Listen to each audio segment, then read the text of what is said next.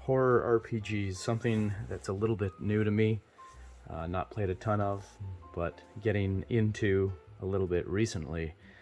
On a side note, I've been really enjoying the Glass Cannon podcast, Get in the Trunk series. That's a good time. So this is what I've been reading and planning for plotting out lately. Always good old riffs. Monster Hunter series is great. There's my recent edition, Beyond the Supernatural, by Palladium Books. This is an old book. I was aware of this back in the late '80s. My older cousin was playing this, and he said this was far too advanced and complicated for a youngster like me. So yeah, I was about 8 at the time, so I never did end up playing that. But lately I've been digging into it, and it's got a lot of interesting things. Now I was just gonna go over. I'm trying to find the sweet spot for my own homebrew, horror setting, horror game. GURPS is always going to lend itself well to customizing worlds for sure. But there's a few things that I want to include, and I was just going to go over those,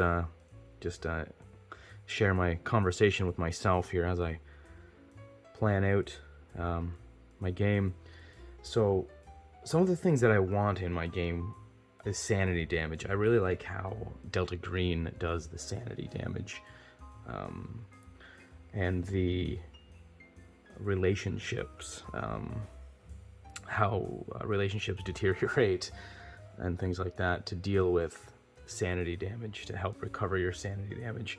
Now I'm coming up with a means of handling that with GURPS. Once again, it's pretty easy to homebrew GURPS. You've got the disadvantages, the mental disadvantages. So after being scared out of their wits and losing sanity, the characters I can give them disadvantages in GURPS, mental disadvantages, so I can model that well. There is another thing that GURPS does in Monster Hunters, which is really nice. It's the deduction mechanic. They have this neat, you don't have to use it, but I would. I intend to. This interesting mechanic where you plan out your game, your mystery, with 5 categories of clues: who, what, when, where, why. And then your characters can make a deduction roll or a perception roll against the bad guy. So I'm going to try and sum this up without getting it wrong. It's not as complicated as I am making it, probably. But say we have a vampire who's doing all the killings, all the murderings, and our characters investigate a scene of the crime. And, it's a long shot that they're going to guess right off. The characters, or like the players, don't know. So when the players don't have agency, like they can't figure it out themselves, they can rely on their character, because obviously their characters may be better investigators than the player is. So they can also have a chance to roll to figure out the mystery. So say it's a vampire and they've found one clue at the scene, and it counts as a who. Okay, so without any clues, you're going to make a perception test or IQ test or whatever may suit best, or a skill test, and roll at usually something ridiculous like -10, -12 to just deduce it out of the air, out of thin air. So you're going to try to make the roll with a massive negative. But as you get these clues, if it's a who clue, say I've found a clue at the scene, and it's good for a +1 to whittle down that deduction -10. So we get a very minor clue, maybe a boot print. Again, that's not going to mean anything to the player, but in character, because these are seasoned veterans at investigating things like that, you can give them a bonus on that because they found that clue. So then they can make another attempt to roll to deduce who the bad guy is. And the idea being that the characters just keep collecting clues for the different categories, and every time they get a new clue, they can attempt to roll to deduce the mystery, to solve the mystery, just that category though, who, what, etc. And this is the interesting little form that they give you, that you can, as game master, keep track of which character, what their deduction skill is, what clues they have for each category, and it's a running tally and base deduction roll. Anyways, here are the potential list of potential clues that you as game master would have. You can check them off as they've been discovered by the players. Really great little resource. I like how GURPS does that. Awesome. But here's where things get a little more complicated with my my thought process here. I really like how Beyond the Supernatural has done in their setting. The characters, mostly all, not all, but most of them have minor psionic abilities. They're all psychics in one way or another.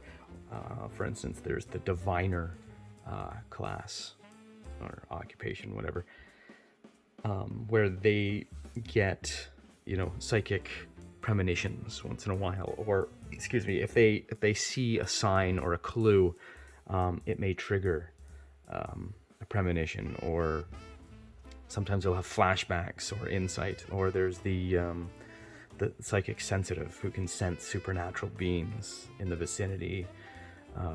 There's the psi mechanic who can make interesting devices. He can basically use psionic abilities through his devices that he builds, which is really interesting for Ghostbuster-like devices like ectometers or whatever it was, for detecting ghosts, things like that. So this has built in a really nice ecosystem of ready-made character classes that I would like to use, that GURPS does not come with. I have to do a little extra work for that, and sometimes, my dear GURPS, as much as I love it, I get lazy in my old age and I just want to roll. I just want to start playing. And the other bonus with Beyond the Supernatural here is the psychic aspect really gives the characters a leg up. It's really only a matter of time before they solve the mystery. There's not really, that I can see, any way that they'd be really come to a dead end. They'll always find their way out by using their psionic abilities. They may have to wait and recover inner strength points so they can use their abilities, because they're so weak. They're basically normal humans. And the interesting thing behind in the setting is, while being watched by mortals who don't believe in the supernatural, nor psionics for that matter, they can't perform their psychic abilities. It takes a lot of inner strength points to do it. It's a really interesting aspect. So I like the whole Delta Green style of play, where you have to keep everything secret. You have to cover up everything. You have to, save people from themselves a lot. Do anything it takes, though, to keep the lid on things. That is the style I intend to borrow. I like the deduction system in this, but I may not need it because of the psionic abilities available here. I may steal a little bit of the deduction system. But I think, all in all, the Beyond the Supernatural game hits all the things that I want, all the traits that I want in my game. Again, borrowing from the other two games, because they're great games too. But yeah, that's just thinking out loud where I'm going with this horror adventure. A couple adventures I've been planning for months off and on now, actually in the back burner. I'm now switching out to GURPS and going to Beyond the Supernatural. We shall see. I'm writing a pamphlet adventure. I'll publish that for download for anybody that's interested, but it will be pretty system neutral, so I will be interested in maybe taking that and trying it in both systems, both these systems, these two here, just to see how it feels, how it plays out.